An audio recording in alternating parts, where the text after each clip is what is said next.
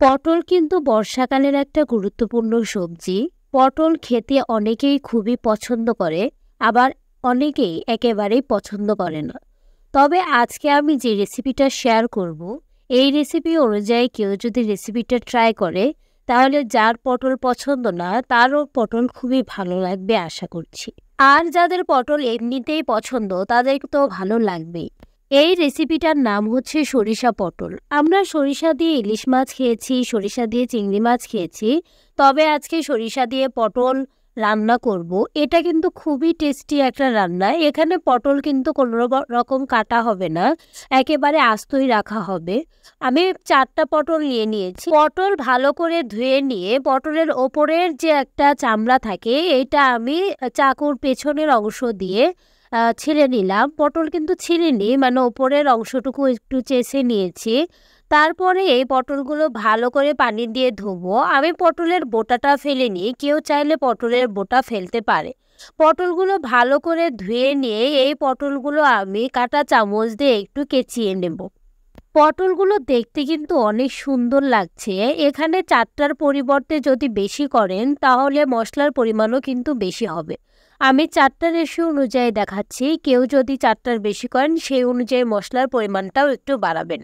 পটলটা যখন একেবারে রান্না করে নামাবেন তখন এর ভেতর থেকে রস বের হবে। এই রস বের হওয়ার মেইন যে কারণটা সেটা হচ্ছে পটল কেচিয়ে নেওয়ার কারণে এর ভেতরে রসগুলো শুষে নেয়, ফলে যখন ছেঁড়া হয় তখন এর মধ্যে মিষ্টির রসের মতো রস বের হয়ে আসে। এটা খেতে এত টেস্টি, যারা বানাবেন যারা ট্রাই করবেন তারাই বুঝতে পারবেন। আমি একটু লবণ এবং হলুদ দিয়ে পটলগুলো মাখিয়ে নিলাম। প্রথমে কাঁটা চামচ দিয়ে কেচিয়ে নিয়ে সেগুলো একটু মাখিয়ে নিলাম। এগুলো এবার তেলে দিয়ে ভাজবো।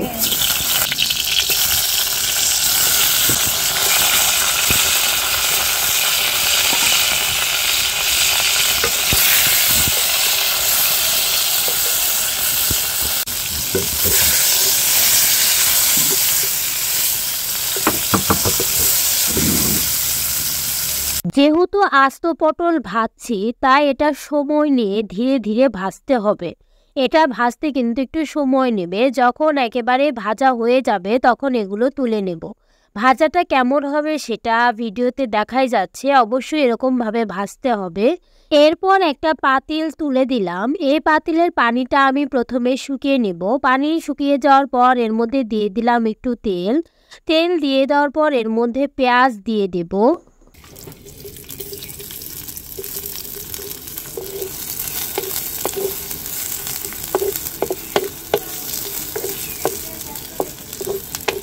পেঁয়াজে যখন রং আসতে শুরু করবে তখন এর মধ্যে মশলা দিয়ে দেব। 1 চা চামচ মরিচের গুঁড়া, হাফ চা চামচ হলুদের গুঁড়া, 1 চা চামচ লবণ, এরপরে আদা রসুন এবং জিরা বাটা এবং একটা এলাচ দিয়ে দিলাম।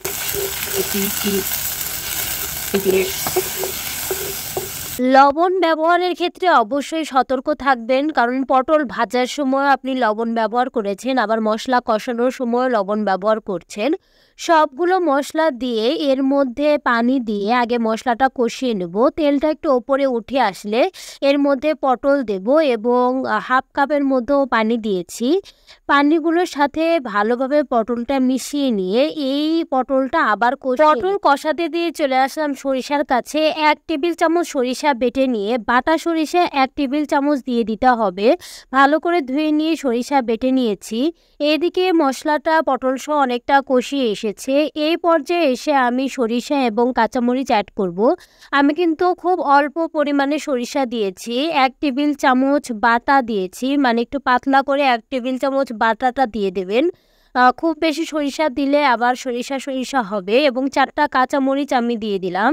এই পর্যায়ে তরকারি কিন্তু দেখতে খুবই সুন্দর লাগছে, মানে সরিষা পটল দেখতে এত সুন্দর লাগছে। এবং এর যে রসগুলো, এই রসগুলো সবগুলো পটলের ওই ছিদ্রের ভেতর দিয়ে ভেতরে চলে যাচ্ছে, ফলে যখন এটা ভাত দিয়ে খাওয়া হয় তখন এর ভেতর থেকে একদম রস বের হয়ে আসে। কেউ যদি বাসায় ট্রাই করেন তারাই বুঝতে পারবেন যে আমি সত্যি বলছি কিনা। এরপর আমি পটলগুলো একটা প্লেটে তুলে নিলাম। আমি কিন্তু একেবারে মাখা মাখা রেখেছি, কেউ চাইলে ঝোল দিয়েও করতে পারে, মানে একটু আগেই নামিয়ে নিতে পারে। আমার নামাতেই দেরি হয়ে গেছে, ফলে মাখা মাখা হয়ে গেছে, এরকমও খুব টেস্ট লেগেছে।